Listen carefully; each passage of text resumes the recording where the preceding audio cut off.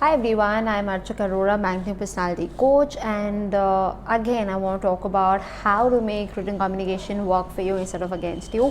One way is that please be polite. I think becoming polite has become so uncommon, and because throwing attitude has suddenly become so cool that we forget to really be polite. So, saying simple terms like thank you, sorry will never go out of fashion, and it will never stop creating the wonderful impact it has. So, be polite irrespective of whether it's a written communication or an oral communication.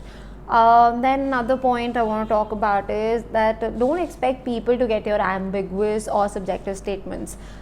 Please be conscious that if you are writing a message and if you think that hey, this may not be something that the person will understand, because as I told you, written communication is anyway not live, so the scope of misunderstanding really increases. So be conscious and see if the message really should be written or this message should rather be given on a phone call or on a face-to-face conversation. So be really conscious and see that you're not being sarcastic and you're not expecting way too much, that this person knows me or this person will just understand, or I'll write an emoticon and everything will be cool. No, so nobody will really put in the effort to understand your message. Sometimes we ourselves don't understand what you've written, so please don't write something which is ambiguous and subjective.